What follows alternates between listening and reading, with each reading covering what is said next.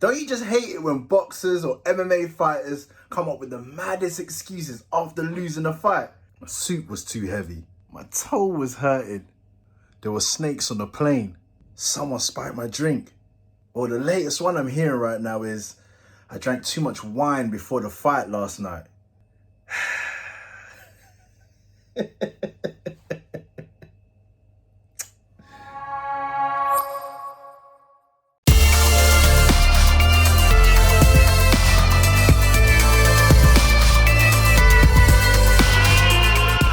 Hi there guys, and welcome to another episode of A Dash of Sports, episode 42. I'll be your host and presenter, Dashiki Dash, and on this show is where I talk about all things sports related, hot topics, and trending stories. And if you like the previous episodes, then hey, give us a like, comment, subscribe. And for those that are already subscribed, thank you so much. I truly appreciate your love and support. And don't forget to press the notification bell so that you don't miss out on any of my shows. And like I always say, sharing is caring, so don't forget to share this. And on today's show, I'm going to be starting off with some boxing with Canelo Alvarez. I like saying his name like that. Versus Billy Joe Saunders in a fight that many have been anticipated. And I'm truly excited by this fight. And man, I can't wait until both of these fighters get it on in the ring. And then next up, I'm going to be discussing Andy Ruiz Jr. and his new body transformation. Has he really trimmed up? Is he really ready to make his comeback? Because, boy, the picture that's circulating on the socials right now, I don't know, man. Is that really him? And then after that, I'm going to be talking about boxers and MMA fighters' worst post-fight excuses. Like, if you're going to lose, lose gracefully, innit? Either move on or come back and avenge your defeat. But, man, allow the excuses, man. But anyway, I'm going to be going through some of the worst excuses, especially some recent ones that I've been hearing that has been absolutely ridiculous. And then last but not least, keeping within the same theme as conflict that always seemingly needs to be resolved, Zlatan Ibrahimovic versus Lebron James. Now there's been a few statements that's been going back and forth, starting off with Zlatan. He stated that he's not a real fan of sportsmen trying to get into politics, and saying that LeBron James should just stick to being a sportsman, stick to what he's good at. The question I want to ask right now is, can you not do the both? Can you not be a sportsman and deal with some political issues? I don't know, man. That's the question I want to ask you guys, and much more to be discussed right here on A Dash of Sports.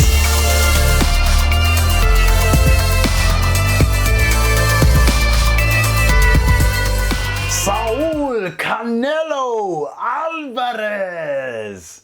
The fight has been signed, sealed, and we're just waiting for it to be delivered. The fight against Billy Joe Saunders. Oh, man, I cannot wait for this fight, man. I can't wait. Well, before the announcement, Mexico's Canelo Alvarez had a small matter of beating Andy Yildirim to set up the world title unification fight with Britain's Billy Joe Saunders on May the 8th. Canelo cruised past Turkish challenger Yildirim to retain his WBC and WBA titles last Saturday before promoter Eddie Hearn confirmed that the forthcoming bout with Saunders will be taking place in May. The Britain's WBO title will also be on the line when the pair meet. The venue is yet to be decided, but just know that the fight will be taking place. Canelo Alvarez, who's currently now 30, is a 4-division world champion who now boasts a record of 55 wins, 1 defeat, and 2 draws, including 37 knockouts. Meanwhile, 31-year-old Billy Joe Saunders boasts an unbeaten record, having won all 30 professional fights with 11 knockouts. And then I'm sure that both fighters will at least have an eye on the IBF belt, as it's been held by the American Caleb Plant, who boasts a 21-0 record, but the victory for Canelo will move him one step closer in his bid to become the first undisputed super middleweight champion in boxing history. Ooh, hey, I cannot wait for this fight. Listen, I'm so excited because I've been asking, calling, talking about this fight for the longest time, and I can't believe we're so close for it to be happening. It's official. Like I said, it's been signed, sealed, and we're just waiting for it to be delivered now, and I cannot wait. I just feel like Billy Joe Saunders, he might be a bit of a nightmare for Canelo. Like, he definitely ain't going to be fazed or starstruck by Canelo Alvarez with, you know, like, right now, he's pretty much pound for pound the best fighter in the world. And I just feel like Billy Joe Saunders will go into this fight just knowing like, you know what, I got to take care of business. If I want to be the best, I've got to beat the best. And you know, you just got to dare yourself to try and overcome these greats. And the only way to do so is by going into the ring one-on-one and trying to do what you need to do to be the best. Now, Canelo's fight with Yildirim, man, it's probably one of the easiest boxing nights of Canelo's life. It was a poor fight, but a really good spectacle though. Out in Miami, the fans were there in attendance.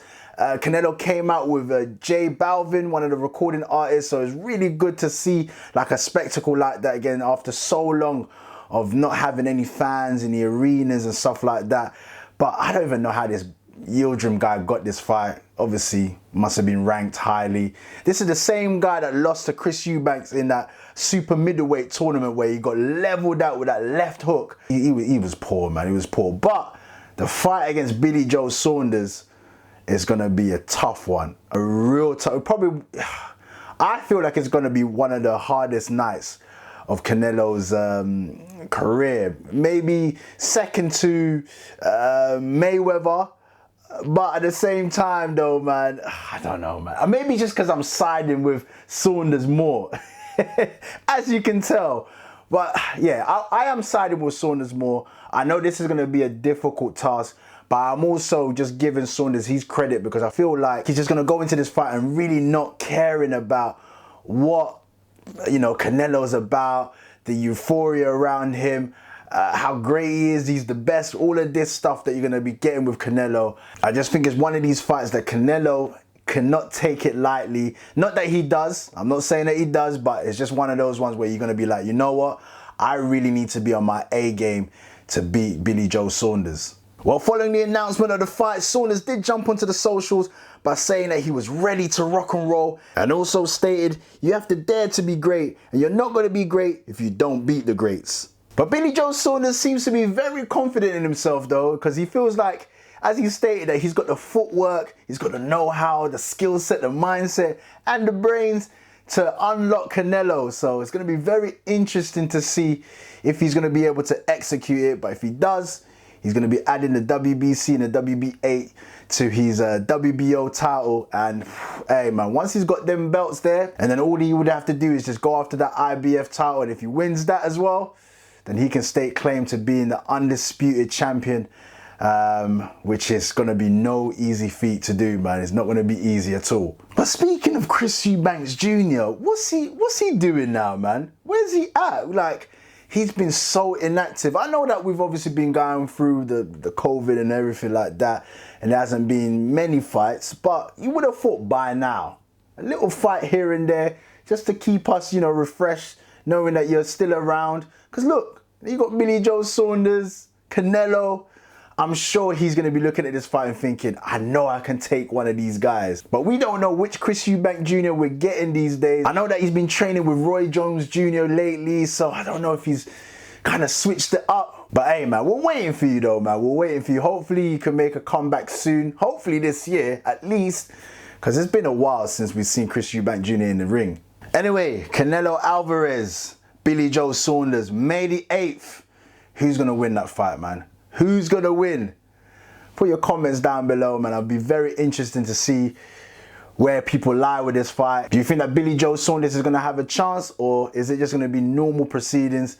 Canelo Alvarez with the win to then go on for the IBF title. Let me know, man. Put your comments down below and let me know.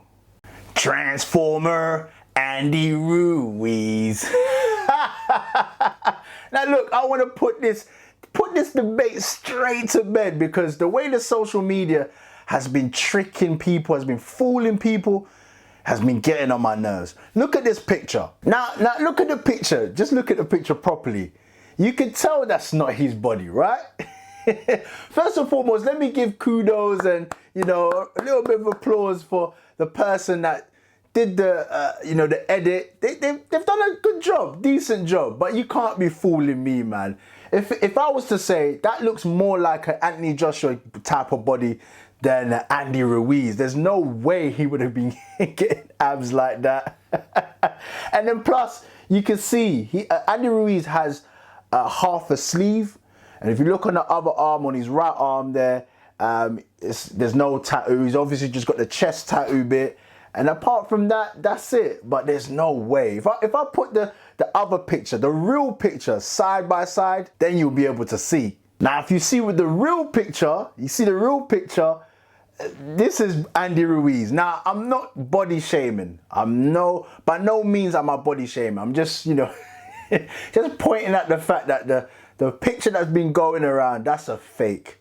That's not him. But to say this, he's trimmed down though. If you compare the way he was looking in the second fight against Anthony Joshua, he was looking fully burro. Burro mangasa. That means extremely fat. And yeah, I don't know, man. All the partying, the drinking, living la vida loca, and that just cost him, and he ballooned even worse than the first fight. But now he's looking very trimmed, and if you've seen him in like montages and other videos that he's been training hard, now the question I want to ask is he ready for this comeback? And if he's ready for this comeback, who would he be willing to fight?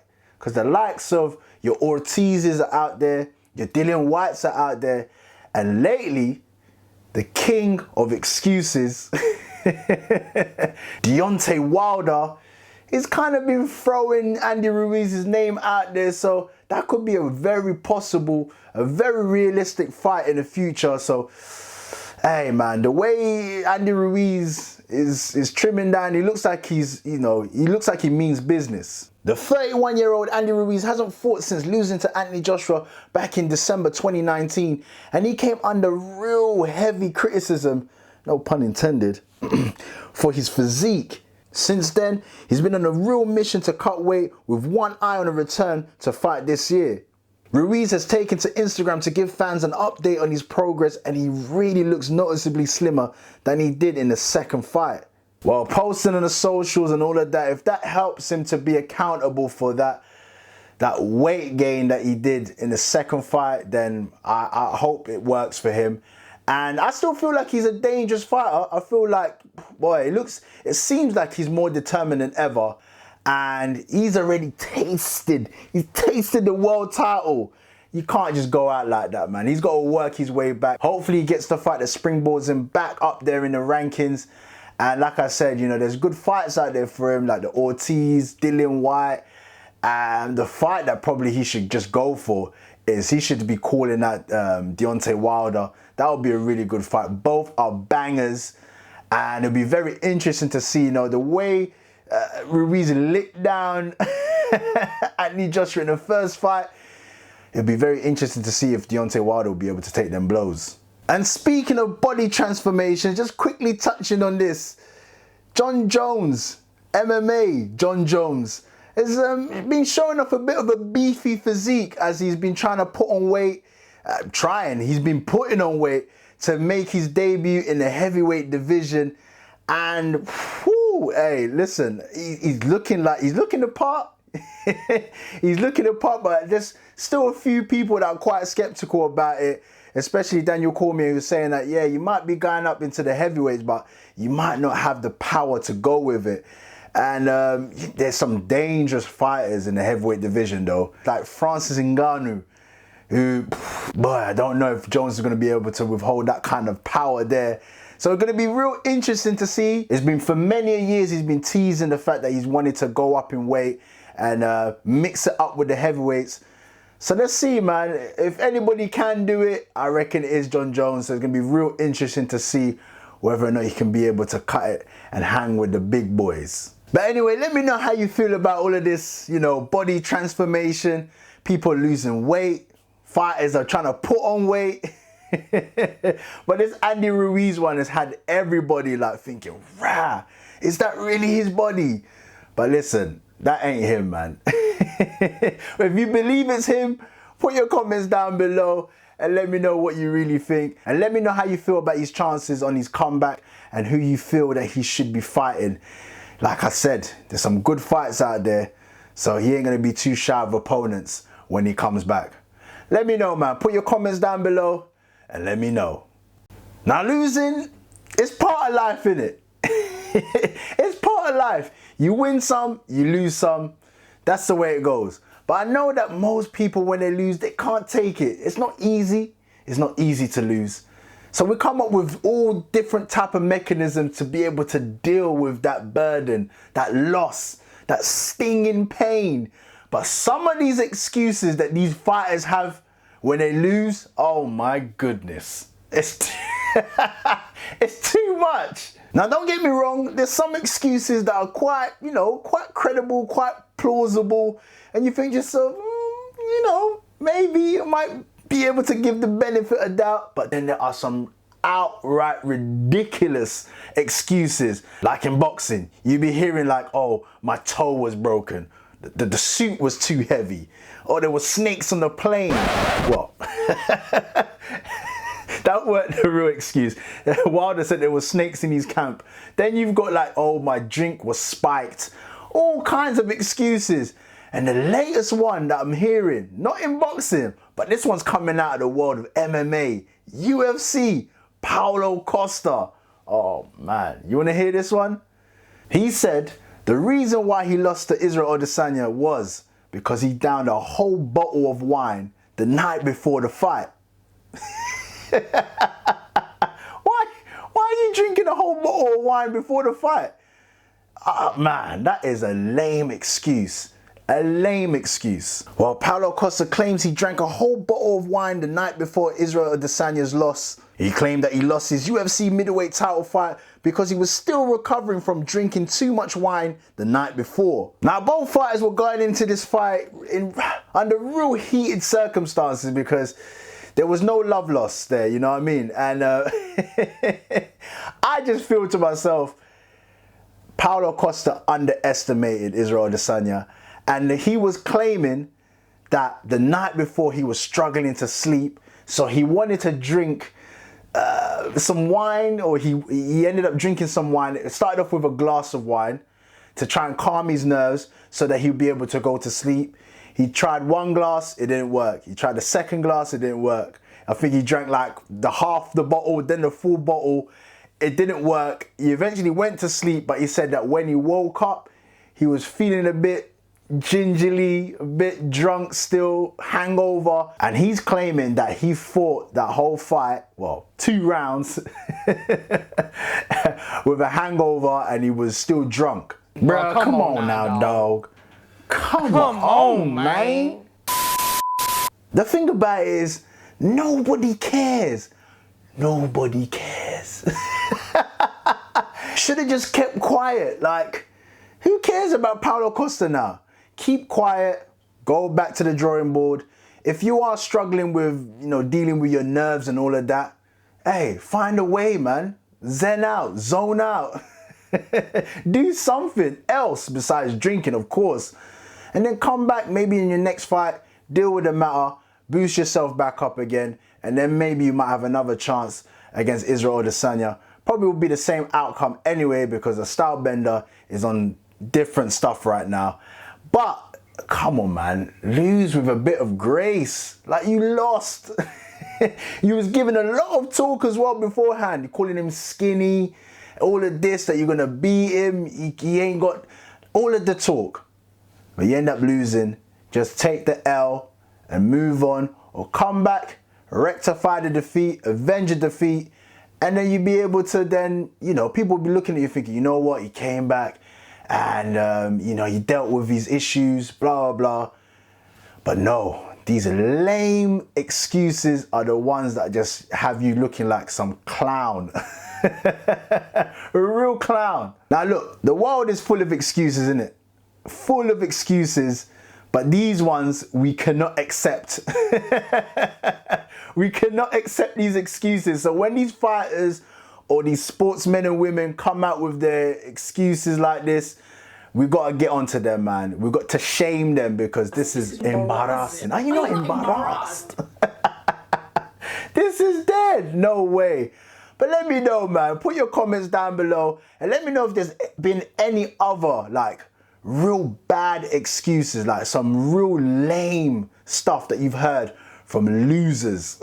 If you've heard any sportsmen or women that they've lost and their post like fight or post match excuse has been really, really bad, put your comments down below and let me know, man, because I'll be very interested to hear the rest of it, because man, the ones that I just said were just off the top of my head, the ones that I know, but I'm sure that there are really, really bad ones out there, man. Put your comments down below and let me know. And then last but not least, as I continue on this theme revolving around conflict, and this one, I'm sure it's going to be resolved sooner rather than later, especially with these two heavyweights, these two megastars, Zlatan Ibrahimovic versus LeBron James. Football versus basketball. Man, there's been a lot that's been said between the two, and I'm wondering who's going to be coming out on top. A war of words between two sporting icons began when Ibrahimovic hit out at the basketball superstar for getting involved in political issues away from the court. Last week, Zlatan stated in an interview that he felt that LeBron James was phenomenal at what he does, but he didn't like it when people who had some kind of status ended up doing politics at the same time. And then he went on to say, do what you're good at. Do the category you do. I play football because I'm the best at playing football. I don't do politics. If I would be a political politician, I would do politics. That's the first mistake people do when they become famous and they reach a certain status. Stay out of it. Just do what you do best because it doesn't look good. Well, after hearing those comments, you know, LeBron James, he had to reply. He had to answer back, right? Well, James went on to say, I'll never shut up about things that are wrong. I'll preach about my people and preach about equality, social injustice, racism, systematic voter suppression, and things that go on in our community. There's no way I will ever just stick to sports because I know that this platform and how powerful my voice is. There was more to that statement, even to the point where a funny moment where he mentioned that Zlatan Ibrahimovic back in 2018, he was kind of giving that kind of political talk as well, because he was stating the fact that, you know, when he was to bring up issues that he was kind of discriminated against based on his name, his surname, not being a traditional Swedish name. So he had issues with discrimination and some types of racism as well. So it was kind of rich coming from Zlatan Ibrahimovic, the fact that he can turn around and tell LeBron James that, oh, he should just stick to sports and shouldn't really, you know, rub his nose into politics and political issues. So these guys are just going back and forth with it.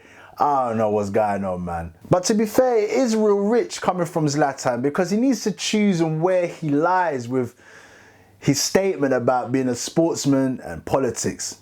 As LeBron James mentioned, you know, he was getting into it in regards to his surname, and he was bringing in very much political issues to light. And then I remember in the interview that he stated that Muhammad Ali was one of his idols. Now, we all know Muhammad Ali did not stick to just being a sportsman, did not just stick to being a boxer. He did a lot of stuff outside of the ring that involved politics. It you know, involved social issues. It involved racism. It involved standing up for your rights. Now, could you imagine if Muhammad Ali just decided that, no, I'm not going to deal with all those issues there. I'm just going to be a sportsman. I'm just going to be a boxer. We wouldn't get the, you know, the man that we call the greatest of all time. We would not be getting Muhammad Ali, the greatest, if he just stuck to being a boxer. However great he was in the ring, but the large contribution to his greatness was also outside of the ring. Now, the fact that Zlatan considered Muhammad Ali his hero, you would think that he would kind of understand, if you've got a platform and you want to use it, you're using it for good. There's nothing worse than having a large platform, so many people that you have an influence over, and then you're kind of using that for bad, essentially, yeah? You use your powers for good. And listen, man, big up to LeBron James. I think it's just a situation. You've made your statement, And just don't listen to him, man. Don't listen to Zlatan. Although he's recently kind of reaffirmed what he said, and I think he stated further the fact that he felt like as sportsmen, their job was to unite. Now I get that. Yes, as sportsmen and women, you know, sports does unite people. It brings everyone together. But at the same time, the platform that you have, if you want to use it to your advantage, you want to use it for good, why not? Get into some political issues, because usually it is the political issues, it is the social issues that impact our everyday life. It impacts the normal person. It may not impact a rich athlete like Zlatan, but it impacts the normal person, and it filters into sports. So it goes hand in hand, man. I fully support LeBron James and what he's doing and what he stands for. And it's for people like Zlatan to kind of just refocus and maybe like, okay, it's not for you. Just keep stum about it, keep quiet, and just carry on being the footballer that you want to be and that you're good at being. And that's it, man. You do you, and LeBron's will do what he's doing. But let me know, man, who would win in the fight? Who would win in the fight? I'm joking, man. Don't want to see these two icons.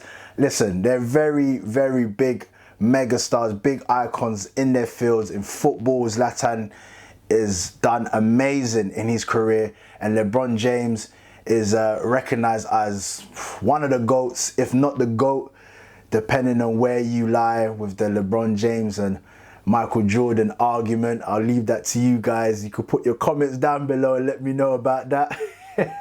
But yeah, man, both are icons, and hopefully it comes to a situation they both kind of understand each other and leave it be at that, because, you know, you don't want to be seeing like these two megastars going back and forth on the socials and stuff like that. But let me know, man, how you feel about the whole situation. Let me know if you agree or disagree with, you know, sportsmen and women. Should they just maintain their sports title, their sports tag, or can you do both? Can you be a sportsman or woman and also, you know, dibble and dabble in the politics? I don't know, man. I believe so, but for some may disagree. But leave your comments down below and let me know. And with that being said, I'm going to leave it there for today. But thank you so much for tuning into another episode of A Dash of Sports. I truly appreciate it. And if you've made it this far into the show, come on, man, you already know. You guys are the real ones, man. You're the real ones. Thank you so much. And if you need further information about future episodes or just your day-to-day sporting updates, then hey, come and check me out. I'm on Instagram and I'm also on Twitter, which is A Dash of Sports. I'll put it down below here at Dash of Sports, and I'll also leave it in my description so that you got the direct link right there. And please don't forget to like, comment, and subscribe. Smash that like button, comment, and help me to get these subs up, man. I truly appreciate your help with that. And if you are already subscribed, then man, thank you so much. Thank you. I truly appreciate your love and support. And don't forget to press the notification bell so that you don't miss out on any of my shows. And oh yeah, one last thing. I'm also on the Stereo app, which is an app only available on iPhone, unfortunately. But we can have instant conversations on there. It's like a podcast, live chat situation where, you know, we could talk about the show, the topics on the show. You can give me your instant feedback, what you like or what you don't like. And also you can give me your suggestions of what you'd want to see on the show. So let's get interactive, man. Go and find me there. It's Dashiki Dash. I'll put the link in my description so I can give you an instant pathway to go and find me there. So follow me and we can get to chatting, man. But until the next time here on A Dash of Sports, peace.